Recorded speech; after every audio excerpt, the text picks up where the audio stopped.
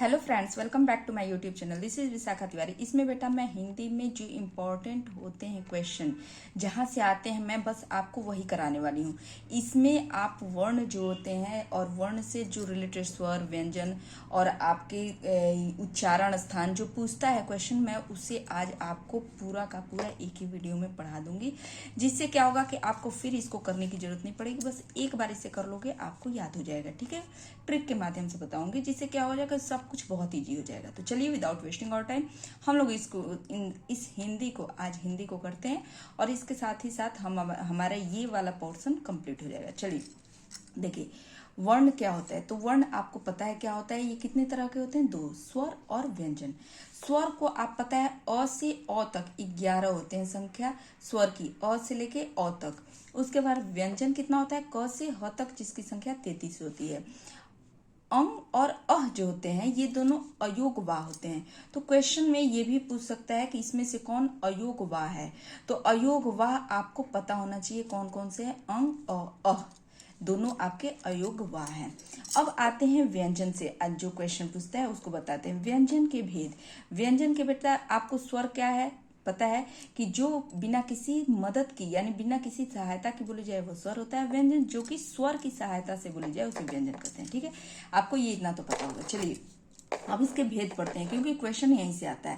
अब इसमें देखिए, स्पर्श, अंतस्थ और ऊष्म, ये 3 भेद होते हैं इसके। स्पर्श, अंतस्थ और ऊष्म।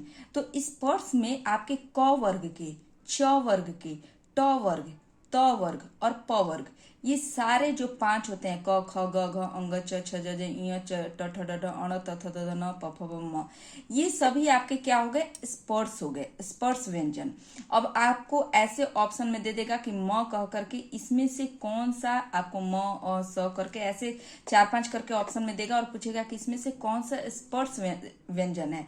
तो आपको पता होना चाहिए स्पर्श व्यंजन यानी कि क से लेके क वर्ग और प वर्ग तक सभी ये क्या होते हैं? आपके स्पर्श व्यंजन होते हैं। ठीक है, अब आपको समझ में आ गया स्पर्श व्यंजन कौन होते हैं। ये सभी आपके क्या होते हैं? क वर्ग यानी क ख ग जो भी आ रहा है अंग तक, आपके प वर्ग, ये सब क्या है? आपके स्पर्श व्यंजन है। इतना समझ में आ गया। स्पर्श व्यंजन आप पूछेगा तो क से लेके प वर्ग के सभी आपके स्पर्श व्यंजन। अंतःस्थ, अंतःस्थ में य, र, ल, व, ये 4 आते हैं। अंतःस्थ, अंतःस्थ यानी य, र, ल, व, ये 4 हो गए। और उसमें पूछेगा तो श, श, स और ह, ये 4 होते हैं। श, स, श, स और ह, ये 4 होते हैं ऊष्म। अब आपको याद हो गया स्पर्श, अंतःस्थ और ऊष्म, ये 4 ऐसे याद कर लो। स्पर्श क वर्ग से लेके प वर्ग तक, अंतःस्थ य से लेके व तक, और ऊष्म में ये चारों श, श, स और ह, ये 4 हो गए। अब देखो यहां से भी क्वेश्चन, अतिरिक्त व्यंजन या इसी को उत्क्षिप्त व्यंजन या अतिरिक्त व्यंजन कहते हैं। जब आप देखते हो ड से डमरू और ढ से ढक्कन लिखते हो, उसके नीचे जब बिंदु लगा देते हो तो वो अड़ का प्रोनाउंसिएशन होता है उसमें। ठीक है, तो ये अड़ बन जाता है। तो ये क्या होते हैं? अतिरिक्त व्यंजन होते हैं। अब इसी में आता है संयुक्त व्यंजन। संयुक्त व्यंजन से भी क्वेश्चन पूछता है, ये इंपॉर्टेंट है। संयुक्त व्यंजन से भी क्वेश्चन पूछता है, यहाँ स्पर्श से पूछता है, अंतस्थ और उसमें ऐसे करके ही पूछता है। तो आपको इसमें पूछेगा कि छ से क्षत्रिय जो होता है वो किस 2 व्यंजन से मिलकर के बना है। तो आपको पता होना चाहिए क्षत्रिय, त्र, ज्ञ, श्र, ये किससे बना होता है। तो क्षत्रिय, आपको इसमें एक ट्रिक बताती हूँ। अगर मान लो आप भूल जाओ कि क्षत्रिय में क और श से मिलकर बना है, ये श पूरा लिखा हुआ है तो मतलब इसमें अ है, इसको तुम ऐसे भी दिखा सकते हो। ये पूरा ऐसे अगर ऑप्शन में तो ठीक है, नहीं तो ये 2 जो जनरली ये 2 दिए होते हैं। ठीक है, तो आप छ से क्षत्रिय इंग्लिश में कैसे लिखते हो? KSH, छ से क्षत्रिय लिखते हो तो आप याद कर लो, के से क हो गया, इस SH से क्या होता है? श, ये वाला भी श होता है और ये वाला भी श होता है, लेकिन यहाँ ये वाला श लगेगा। ठीक है, तो ये वाला नहीं लगेगा। हम ये याद रखना है KSH, छ। अब हमें समझ में आ जाएगा के से यानी क भी होगा आधा वाला और श भी होगा आधा वाला, तो KSH से भी क्षत्रिय लिखा जाता है। तो इस ट्रिक से भी आप याद कर सकते हो। त्र, त्र कैसे लिखते हो? टी, त्र, त्र में क्या होता है? त्र, र आ रहा है, TR, त्र, TR, अ भी आ रहा है तो इसमें प्लस अ भी होता है, लास्ट में अ सब में होगा, लेकिन आप दिखाओगे नहीं क्योंकि ऑप्शन में आपको यही 2 देता है। ठीक है, यही 2 पूछता है, न कि तीसरा अ वाला। ठीक है, तो त्र से त्र आप कैसे लिखोगे इंग्लिश में? त्र ऐसे लिखोगे, टी आर आ गया, त टी से त, आर से र। आपको समझ में आएगा त्र में कौन से दो संयुक्त व्यंजन लगे हुए हैं? त और र। तो आप इंग्लिश वाला कैसे चे लिखते हो? छ से क्षत्रिय के लिए, त्र के लिए TRA लिखते हो, ज्ञ के लिए GYA ज्ञ लिखते हो ना। तो आप इससे भी ट्रिक लगा सकते हो, ज और इय, ठीक है। आप श्र से श्रमिक में श्र SHR, तो श्र यानी कि आपको आधा श आधा र प्लस अ रहेगा, तो ये श्र से श्रमिक हो गया। तो आप इसके इंग्लिश वाले से भी ट्रिक लगा सकते हो, उसमें आपको रटना नहीं पड़ेगा। इंग्लिश वाला अगर याद है तो आप संयुक्त व्यंजन किस दो से मिलकर के बना है आप आराम से बता दोगे। चलिए, उच्चारण में समय के अनुसार व्यंजन के भेद, यानी समय जितना समय लगता है उसके अकॉर्डिंग उच्चारण करने में, जैसे अल्प प्राण और महाप्राण दो होते हैं। उच्चारण हम जब करते हैं समय करो, अल्प प्राण, अल्प मतलब छोटा होता है, अल्प मतलब कम होता है, तो जिसको बोलने में कम समय लगे तो उच्चारण है, यानी कि जिसको हम बोलते हैं और कम समय लगे तो वो अल्प प्राण हो गया। महाप्राण यानी जिसको बोलते समय ज्यादा समय लगे वो क्या हो गया? महाप्राण। अब अल्प प्राण में आप क्या करते हो? कवर्ग, चवर्ग, टवर्ग, पवर्ग, आपको य र ल व ये आते हैं, आपके ये आते हैं। तो इसमें आपको कैसे ट्रिक बताती हूँ, इसमें ट्रिक के माध्यम से इसको याद करना। अल्प प्राण और महाप्राण आपको पता चल गया। अल्प प्राण और महाप्राण क्या होते हैं, ये देखिए, य र ल व और श। अब आप इसमें क्या करते हो कि आपने अभी ऊपर पढ़ा था स्पर्श, अंतस्थ और उष्म, तो इसमें देखो महाप्राण में क्या आ रहा है? उष्म भी आ रहा है। श जो था ह तक ये उष्म था, और ये क्या था? अंतस्थ था, ये था अंतस्थ।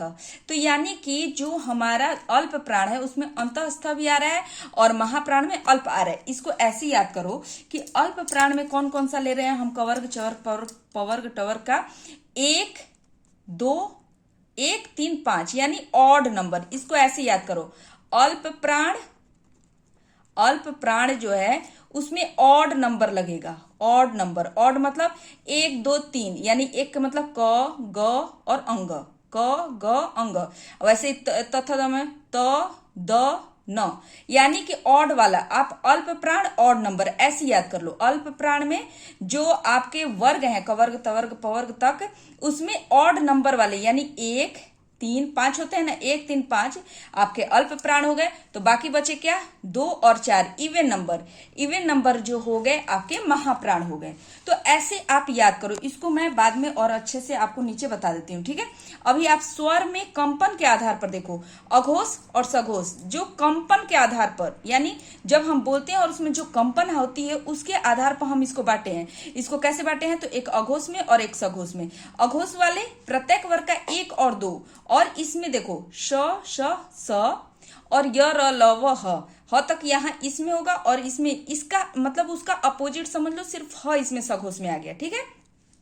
तो इसको अघोष और सघोष में, अघोष में क्या बोलोगे कि प्रत्येक वर्ग का कंटिन्यूअस जो 1 और 2 जा रहा है, यानी पहला पद और दूसरा, जो भी कवर्ग, चवर्ग, तवर्ग, पवर्ग का है, पहला और दूसरा अघोष हुए, और सघोष क्या हुआ? जो कि तीसरा, चौथा, पांचवा, ठीक है। तो अब मैं आपको बताती हूं कि कैसे आपको इन दोनों में बिना कंफ्यूज हुए कैसे याद रखना है कि कौन सा अल्प प्राण होगा, कौन सा महाप्राण होगा। तो देखो, अल्प प्राण और महाप्राण तो इजी है, आप याद कर लो। अल्प प्राण आपको पता चल गया, और महाप्राण ये याद हो गया, ठीक है। अल्प प्राण में क्या है? जितने भी कवर्ग, चवर्ग, तवर्ग, पवर्ग है, टवर्ग है, उनके क्या है? ऑड नंबर लेना है। ऑड वाले में कम समय लगेगा, और इसमें क्या लेना है? इवन लेना है, ठीक है। इसमें ज्यादा समय लगेगा, इवन। और इसमें क्या आ रहा था? अंतस्थ आ रहा था, अंतस्थ अल्प प्राण में। इसमें क्या आ रहा था? आपके जो लास्ट वाला था उष्म आ रहा था। तो अंतस्थ क्या था? य र ल व, ठीक है। और इसमें क्या है? श स और ह उष्म वाले आ गए, ठीक है। ये आ गए। अब देखो, अल्प प्राण, महाप्राण ये हो गया। अब सघोष और अघोष में आपको कंफ्यूजन हो रहा है, तो आप देखो अल्प प्राण में जो आ रहे थे आपको क्या हो रहे हैं, ऑड नंबर 1 2 3 1 3 5 यानी कि ऑड नंबर आ रहे थे। लेकिन इसमें क्या है, अघोष और सघोष में क्या है, कंटिन्यूअस करना है। अघोष में क्या है, अघोष में और सघोष, सघोष अघोष में क्या है, कंटिन्यू 1 2 आएगा, यानी कि क आएगा तो ख आएगा। इसमें आपको 2 3 नहीं 2 इसमें 3 4 और 5 ये हो गए 3 4 5, यानी कि क और ख इसमें होंगे तो ग घ और अंग इसमें होंगे। ठीक है, अघोष और सघोष समझ में आ रहा है आपको, अघोष हो गया और सघोष हो गया। तो आपको नंबरिंग से याद कर लो। और इसमें बस अघोष और सघोष में क्या अंतर हो गया है कि अघोष में जो है श श स है, तीनों स है, और जबकि सघोष में क्या है, य र ल व ह है। ठीक है, तो ये आप याद कर लो, ह तक है। और इसमें क्या है, आपको अगर आपको इसमें थोड़ी सी भी डाउट हो तो आप मुझसे फिर से पूछ लेना। अब यहां से एक और क्वेश्चन पूछता है कि उच्चारण स्थान, ये क्वेश्चन बहुत बार आता है कि किसका उच्चारण स्थान क्या है। तो आप जान लो क्या है, पहला होता है कि कंठ, कंठ कंठ से बोले जाने वाले। तो इस उच्चारण स्थान कंठ किसका होगा, तो उच्चारण स्थान कंठ जो है आपको पता है स्वर में कौन कौन से हो जाएंगे, अ और आ। ये अ और आ कंठ से बोले जाते हैं, आप एक बार बोल करके देखना। और जो हमारे स्पर्श व्यंजन थे, स्पर्श व्यंजन का जो कवर्ग वाला है, कवर्ग आप यहाँ पे लिख लो, क वर्ग वाले, यानी क ख ग घ अंग, ये बोले जाएंगे। और एक आपको आ जाएगा उष्म का कौन सा आ जाएगा, ह। ठीक है, ये कंठ से बोले जाते हैं, कंठ से क वर्ग, अ आ ह। आपको सिर्फ क्या याद करना है, अ आ ह, क्यों से कंठ क कवर्ग, कंठ से क वर्ग। एक ट्रिक मिल गया आपको, इसका क उठाइए, इसका कवर्ग, और कवर्ग तो अ आ ह। ठीक है, अब उसके तालु से बोलने वाला तालव्य, कंठ स्थान तालव्य, तालव्य कौन सा हो जाएगा, तो इसमें आपको तालव्य क्या होता है, अ आ तो इसमें हो गया, तो इसमें छोटी ई बड़ी ई, ये हो गया छोटी ई और बड़ी ई। उसके बाद आपको आता है चवर्ग, इसमें कौन सा तालु से चवर्ग, आप इसको बोल करके देखो, च तो तालु आपका टच हो रहा है च। ठीक है, तो इसमें चवर्ग हो जाएंगे, च छ ज झ इ वाले। और फिर क्या आ जाएगा आपको, य और श आ जाएगा, एक अंतस्थ का आ जाएगा और उष्म का आ जाएगा। ठीक है, उसके बाद तालव्य क्या हो गया, मूर्धन्य, मूर्धन्य, मूर्धन्य देखिए इसमें आपको री, ये री याद कर लेना है, री होगा। और इसके अंतर्गत आ जाएगा ट वर्ग, ट वर्ग वाले, ट वर्ग वाले आ जाएंगे। उसके बाद र और श, इसमें भी आपको मैं ट्रिक बता दूंगी, जिसमें से कि क्या होगा, आपको रटना नहीं पड़ेगा। ठीक है, आप ऐसे ही याद कर लोगे। मूर्धन्य हो गया, उसके बाद दंत्य, दंत्य, दंत्य यानी दांत जिसमें हेल्प करे। तो इसमें आपको स्वर नहीं आ रहा है, लेकिन व्यंजन में क्या आएगा, त वर्ग वाले, त वर्ग वाले ल आ जाएगा और स आ जाएगा। ठीक है, अब होता है ओष्ठ, ओष्ठ, ओष्ठ यानी होठ जिसमें हेल्प करे बोलने में। तो ओष्ठ के मैंने ऊ, इसमें भी देख लो ऊ, ओष्ठ ऊ, बड़ा ऊ। ठीक है, ये दोनों आ गए स्वर से। और इसमें आता है प वर्ग वाले, प वर्ग। इसमें आप बोल करके भी देखो, प बोलोगे तो दोनों लिप क्या हो जाएगा, सट जाएगा, तो प वर्ग वाले आते हैं। ओष्ठ आसान है, इसमें ऊ और प वर्ग, सिर्फ आपको यही याद करना है।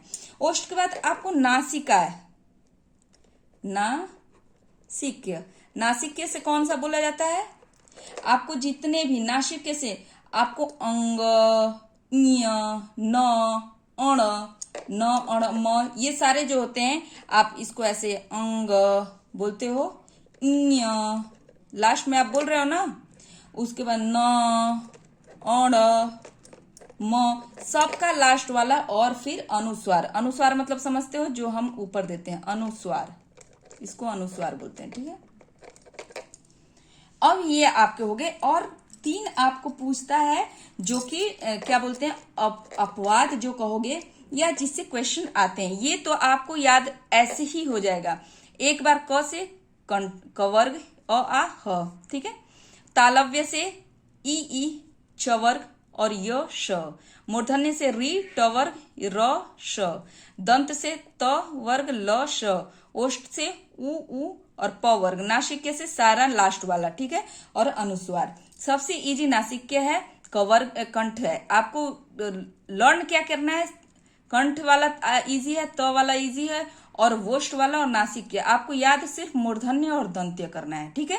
मूर्धन्य और दंत में ही आप कंफ्यूज होगे, बस यही आपको 2 करना है। इसी 2 पर आपको बस फोकस करना है, बाकी तो आप एकदम ध्यान से कर लोगे। उसके बाद आता है दंतोष्ठ, यानी दांत और वोट दोनों हेल्प करे। दंतोष्ठ, दंत्योष्ठ, दंत्योष्ठ जिसमें दांत और होठ दोनों यूज होता है, तो वो व होता है। कौन सा होता है, व। आपको ये याद रखना है, व जिसमें दांत का भी यूज हो रहा है, होठ का भी यूज हो रहा है। आपका कंठ तालव्य, यानी कंठ और तालु, कंठ तालव्य, कंठ तालव्य, तालव्य, तालव्य, ठीक है। कंठ तालव्य यानी कंठ भी और तालु भी, तो ये हो गया ए, ठीक है, ए। और कंठोष्ठ लिखो, कंठोष्ठ यानी कंठ और ओठ, कंठोष्ठ। तो ओ और अ, ये यहीं से क्वेश्चन पूछते हैं बेटा। ये तीनों इंपॉर्टेंट है। अगर आप में इसमें कहीं भी आपको डाउट हो तो आप मुझसे फिर से पूछ सकते हो। Okay, thank you.